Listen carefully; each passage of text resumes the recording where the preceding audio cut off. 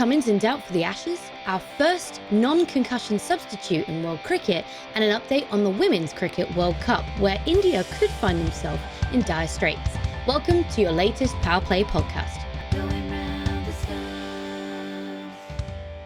Starting off the bat, the big news this week is that Pat Cummins still remains in doubt for the first Ashes test in Perth. His rehab for his back injury does seem to be going well, and as much as selectors have alluded to say whether or not he is in fact bowling in the nets in his rehab yet, kind of suggests that he will be missing that first test, but it does sound like he will be good for at least 3, 4 and 5 if he does miss the first, possibly the second test. This is obviously a bit of a blow for Australia. It does give them more selection difficulties, which something that Australia have anyway, still searching for that top 3. And as we stand at the time of recording, their squad has not yet been announced. Now, Australia have a little bit more flexibility than England when it comes to announcing squads and being able to shift their squads during the series, but they will still be announcing that squad for Perth specifically, probably within the next couple of weeks. I genuinely believe that Cummins will be missing.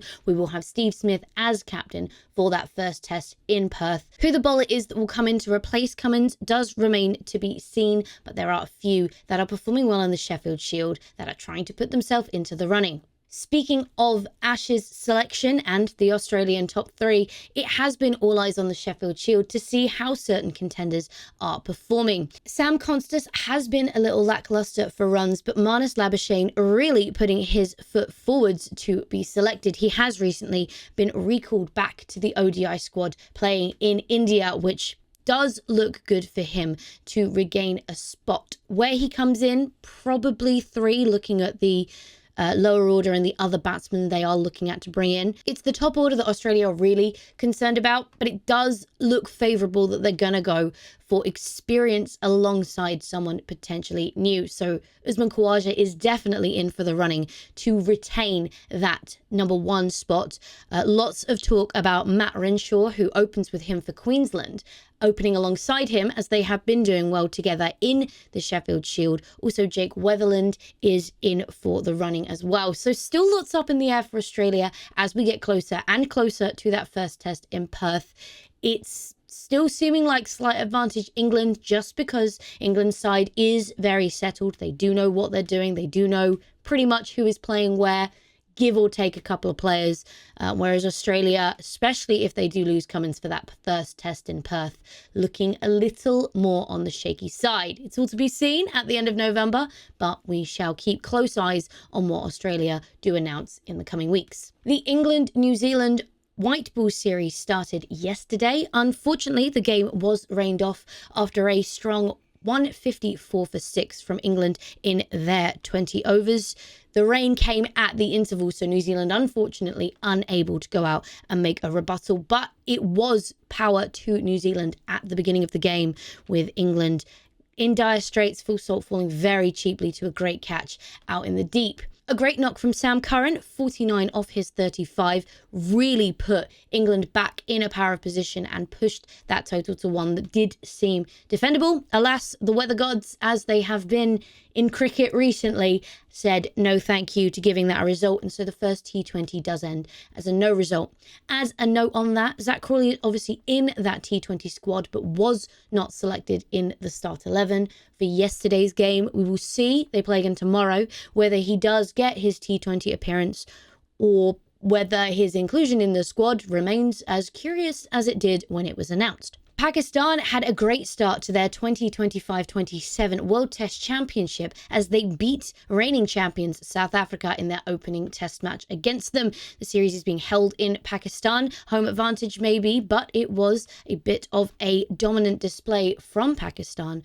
The bowling conditions really seemed to come true as you look through as the days went on. The game lasted for 4 days, and both the second innings for both teams were much lower scoring and much faster. And looking ahead to the men's T20 World Cup next year, Nepal have qualified and will make another showing in that competition. A fantastic job from them as we continue to watch on and see who will complete the T20 World Cup lineup next year. Been a bit of a torrid time there for the Women's World Cup.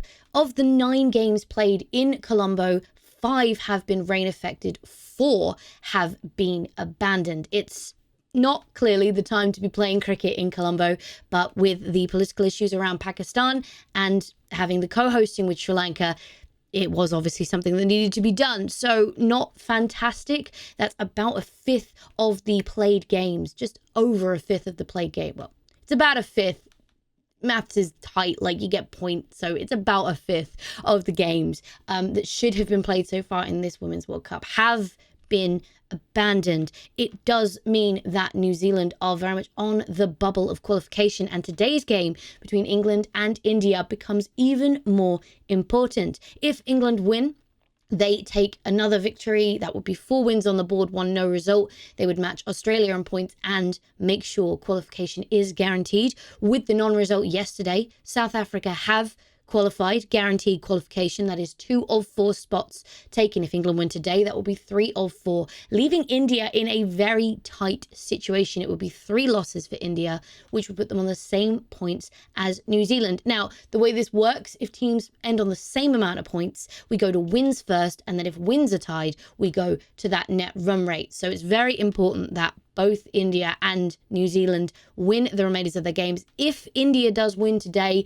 it's going to be difficult for New Zealand to qualify. And to end on a note that sets us up very nicely for next week's podcast, we have had our first non-concussion substitute in world cricket. In the Sheffield Shield this season, they have been testing this injury replacement, something that came up a lot in the England-India summer series. Sean Abbott was the first to go off. He damaged the webbing on his right hand fielding, and he was replaced by Charlie Stobbo.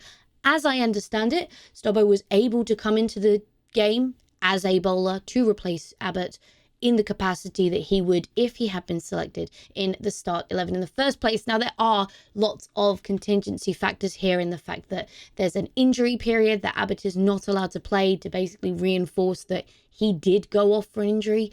It's an incentive or a deterrent more to make sure teams aren't using this injury sub as a way to kind of the IPL impact sub kind of situation, to make sure that we're not just trading out players because we want a better bowler or we want another batsman to come in.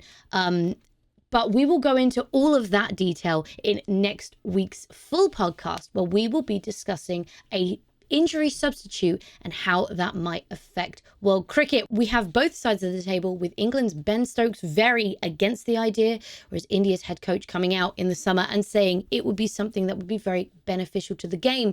The question marks raised: should we be seeing players trying to hobble out with broken feet or dislocated shoulders to continue taking part in the game to make sure there are still 11 on the field? Or is this a point where now in 2025 we should be discussing other options?